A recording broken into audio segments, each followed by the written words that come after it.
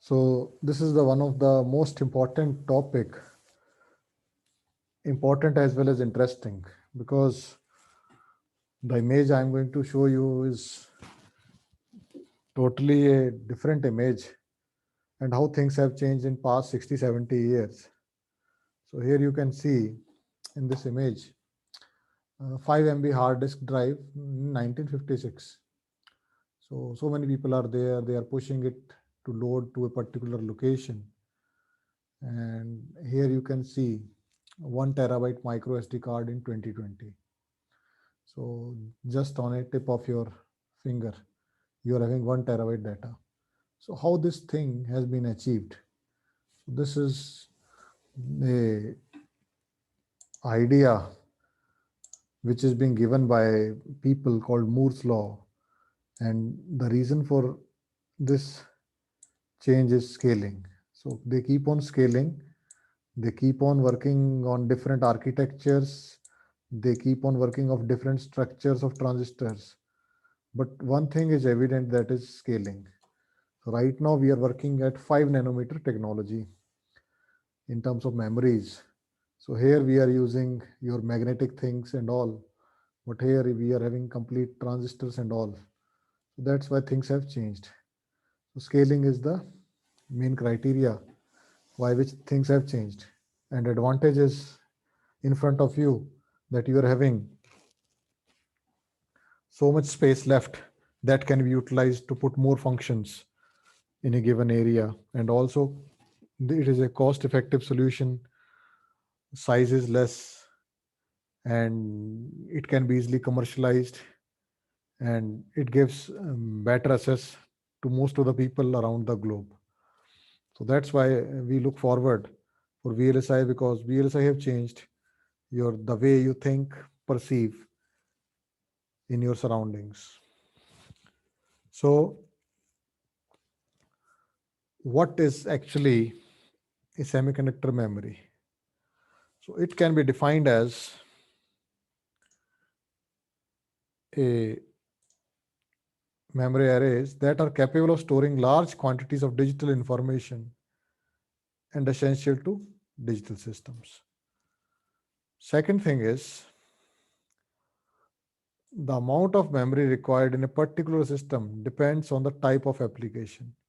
Suppose you want to have a smartphone, there your memory up to 100 GB, 128 GB sufficient, but you want to have a server where you want to keep the data of so many students and all throughout the years. There one TB is not sufficient, you want to have more data, and you have to such capability so that memory can be expanded day by day. So the amount of memory depends on the type of application. The other thing that is important is the number of transistors utilized for information to get the storage function. That is much more larger than the number of transistors used in logic operations for the purposes. That means, as far as the memory is being concerned, two sections are there. One section is responsible for storage of data, and other is responsible for logic operations. That means to read, to retrieve, and something. So storage is different and assessing is different. So that is also important as far as your semiconductor memories are being concerned. That means you should be aware of how you are going to assess the data from the storage location, or how you're going to store the data in the storage location. So different circuitry is involved, different transistors are involved, but storage required more number of transistors. Assessing the data requires less number of transistors. So the ever increasing demand for large data storage capacity has driven the fabrication technology and memory development towards more compact design rules, and consequently towards higher data storage densities. So that is what I'm talking about. That means when demand is there, then we want to have large data storage capacity, then we need to have scaling, And when you go for scaling, then design rules need to be changed. That gives you compact nature of your memory. And when you do such things, then storage density is going to be increased. If you are storing X data in a particular chip, then after 18 months, as per Moore's law, you are going to have at least 2x data. So that's beauty of scaling, how things have changed. Now, the maximum reliable data storage capacity of a single chip semiconductor almost doubles every 2 years. So that is as per your Moore's law. Then on-chip memory arrays have become widely used in subsystems, mainly VLSI circuits, and commercially available single chips read-write memory capacity have 64 MBs. So this have changed quite a bit now. So this is obsolete now. This is from the book CMOS by S Kang, written almost 10 years back. Now things have changed. Now we are having much more data than that. Then the trend toward higher memory density and large storage capacity will continue to push the leading edge of digital system design. Yes, that thing you see now, the new Apple phone comes have more memory as compared to the previous version. Even your normal smartphones have better memory capability as compared to the previous ones. So that means higher memory density, larger storage density capacity is being required. Now, as far as your memory is being concerned, we have discussed about what is memory, what are the various aspects related to memory as far as introduction to memory is complete. Now, there are certain aspects that are very important as far as your memory is being concerned. So, these aspects are the area efficiency. You are having a memory array, then the number of storage data bits per unit area. That is important. That means in a given area, how many bits can be stored. And it is one of the key design criteria that determine the overall storage capacity. And if you are having a very large number of bits can be stored in a given area, then memory cost per bit is going to be less. So that's why it is very important. So area efficiency. In short, if we want to say what is important, area efficiency, and it is number of storage bits, data bits per unit area. So the key design parameter is overall storage capacity. Then next important point is memory access point. You might have observed that a cheaper pen drive will take more time to read and write the data, while the expensive one does it in a fraction of seconds. So that's the memory access time. So the time required to store or retrieve a particular data bit in the memory array. So how much time your memory is taking. So that's important. So if you want faster applications, real-time applications, their memory access time should be minimal. While the places where cost is issue, you can go with the memories having large access time. Not very large, but suppose you are happy with microseconds, 5 microseconds, then large means 10 microseconds, not means 1 second or 2 seconds. That is not acceptable. That is going to give you some sort of delay. The access time determines the memory speed, which is an important performance criterion of the memory array. Then another important point is static and dynamic power consumption of the memory array. As we are moving into the era where you are continuously using these handheld gadgets and other gadgets, what is actually happening? Your devices are consuming most of the power. So because of that, what happens? We need to recharge them or replace the batteries.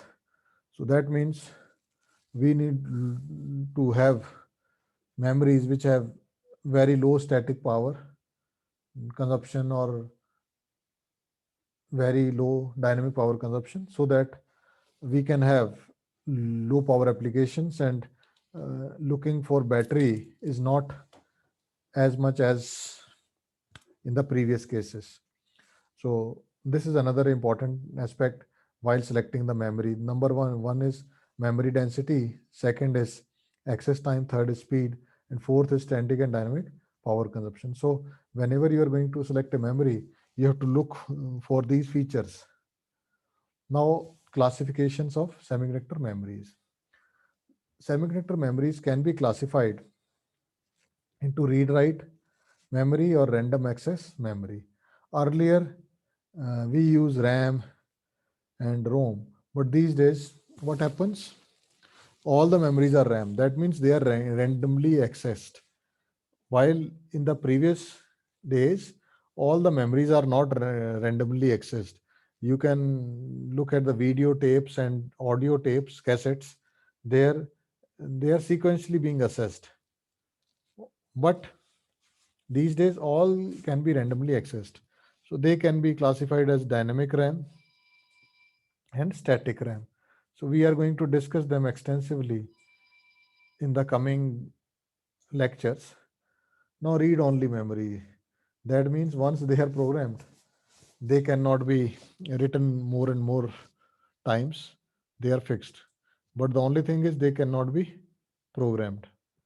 So the ROM, just like the one memories you are having in your toys for particular music and all, and they cannot be programmed. They are being programmed by the company. Or if they can be programmed, they can be programmed only once. So they can be mask ROM. That means fuse is there. You blow the fuse according to your requirements. They will be permanent memories. Then, in due to wastage and all other things, next kind of memories comes, that is programmable read-in memory. So they can be programmable only once. Then they think that multiple times programming is being required, and they look forward to make them erasable programmable read-only memory. And the previous one is being done with the UV or some other methodology. So that is quite inconvenient. So what they do, they start manufacturing the things with your electrically erasable programmable read-only memories. That means that can be done with a quite ease. So next is flash memory, the one you are using in your pen drive, that is flash memory.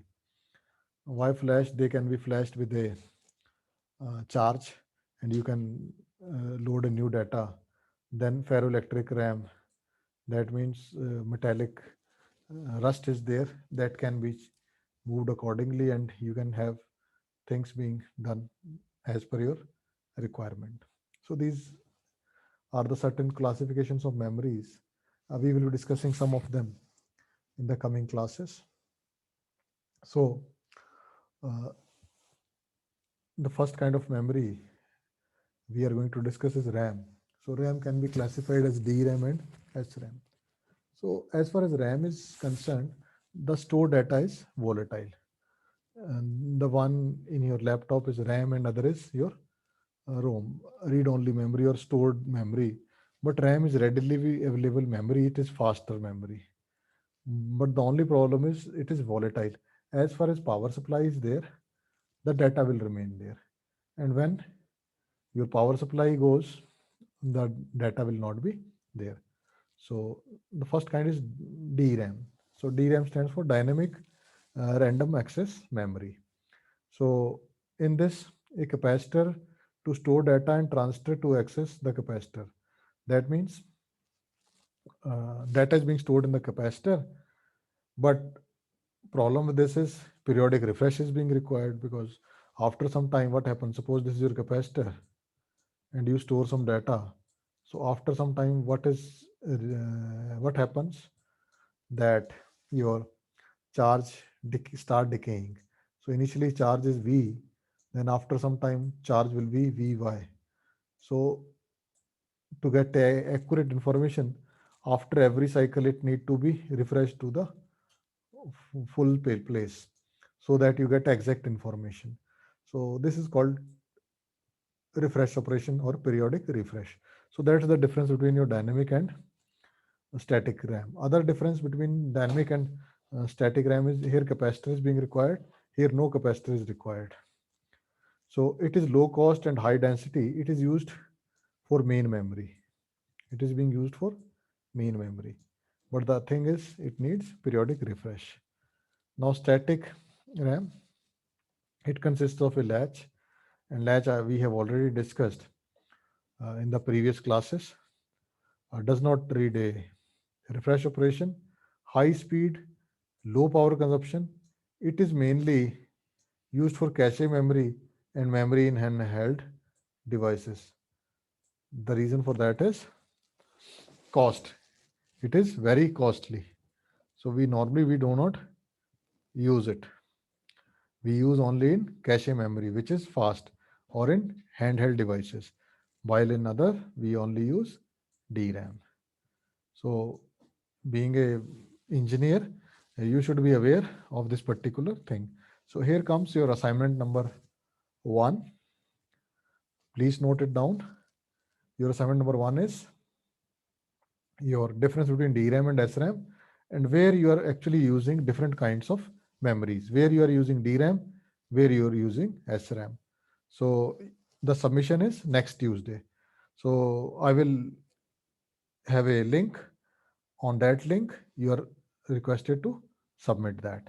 So you are having 1 week's time. Once again, I am repeating the assignment question. 2 more questions I will give you in this week. Distinguish between DRAM and SRAM. This is the first question. You have to study some books also to answer it properly. Another is the various applications where SRAM and DRAM is being used. Okay. Now, your ROM or read-only memories are non-volatile memories. That means once you store the data, they will remain there unless you change them. So only can access data and cannot modify that. That's the case. You can delete it, but you cannot modify them. Lower cost, used for permanent memory, game machines and ID cards. Mask ROM. So data written during chip fabrication via photo mask. It cannot be changed. PROM. Data written electrically after chip is fabricated. Data cannot be erased or modified. So once you have written the data, data will be there. So I'm coming to the way how it is being actually stored in the coming slides.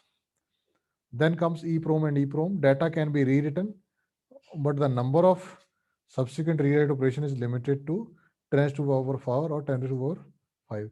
That means after 10 to the power 5 times, you cannot write them. Then EEPROM uses ultraviolet rays which can penetrate through the crystal glass on package to erase whole data simultaneously. So this facility is also available where you are having programmable memory programmable devices where you want to program number of memories at once. Now EEPROM has high electrical voltage to erase data in 8-bit units.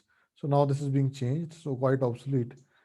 So, but this particular EEPROM is being used extensively for industrial applications where 8-bit is quite a big number in your automobiles, in your cars, in your scooters, your bikes. So this is quite sufficient. So there you have EEPROM, but programming is only done at the company end. Then flash memory, it is quite similar to EEPROM. Your USB is having flash memory. So we will be discussing about them in the coming classes. The next is it utilizes the hysteresis characteristics of a capacitor to overcome the slow return operation of EEPROMs. So capacitors have some hysteresis problems. So FRAM is not prone to such kind of problems. So that means your operations will be faster. So sometimes we use SRAM also. So now comes the ROM. So read-only memory circuits allow, as the name applies, only the retrieval of previously stored data and do not permit modifications of the stored information contents during normal operation. Normal operation means just you want to copy paste and all, that's fine, but you cannot change the data. If you want to change the data, then you have to apply higher voltages or maybe UVs and all. Then your ROMs are non-volatile in nature. The data storage function is not lost even when the power supply is cut off. So that's a good thing about your ROM. But the only thing that goes against ROM is it is slow, because time is there. Consumed time will be consumed in assessing the memory and bringing it to the main cores. Then compare, next is your RAM. So RAM is read-write memory circuits must permit modification of data bits stored in the memory array as well as retrieval on demand. So this is in the real time. So that is the RAM. Then this requires that data storage function be volatile. That is, storage data are lost when the power supply voltage is turned off. And read-write memory circuit is commonly known as random access memory, mostly due to historical reasons. So that is what I'm talking about. These days, all the memory can be randomly accessed. The only thing which this differs is how much time you are actually consume in accessing the data. Otherwise, all of them are random access. While historical reason says that some memories are sequential, some are random. So, but now all can be randomly accessed. You have just provide the address and you can access the content from that particular location. So compared to the sequential access memory such as magnetic tapes, any cell in the read-write memory array can be accessed with the nearly equal access time. So that is what we have discussed in the previous point.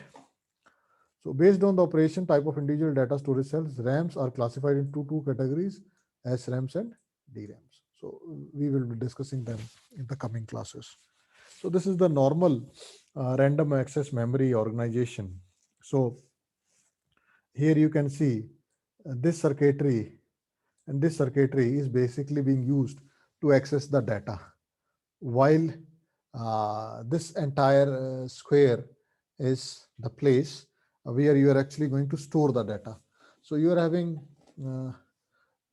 n words, 2 raised to power n words and 2 raised to power m bit lines. So there are intersections. So what happens if some data is there? So they will have this particular bit high, and then this particular bit is being selected from this. Suppose you selected 0 0. So 0 0 0 means 0, this is 0 and this is 0. So this particular cell is being selected. Now in this particular selected, whatever may be the data is, that will be given at the output. So if it is 0, 0 will be there, and if it is 1, 1 will be there. The details we will discuss later on, how actually things happens. If it is a ROM, then what happens? Fuse is there. So then it will pass some voltage, and if this fuse is not there, what happens? This will not be passed to that. So if no current is there at this particular point, or no potential is there at this particular point, what happens? We know that fuse is blown, and that means there is no data. So a intact fuse is one data is there. Otherwise, we can see that you are having no data being stored. So fuses are being blown according to our requirement. But this is a RAM. Here, you don't have such things. Your memory is being stored in the form of static charges. So it can be stored in the form of DRAM. If it is a DRAM, it is being stored in the form of capacitor. If it is SRAM, then it is being stored in the form of latch. So latch, we have discussed that this is a latch. This is one in the inverter here and other inverter here.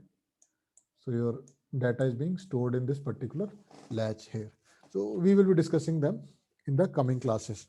But here you can see this circuitry is to access the data, and this circuitry is to store the data. So gradually this is more, number of transistors are being required here is more as compared to the access data. So that's why you can find out if you are having a some 10 GB, 16 GB pen drive, then you are only getting 14 GB or 14.5 GB. The remaining is being involved in these functions and on. Okay. So we will be discussing about this in the coming classes.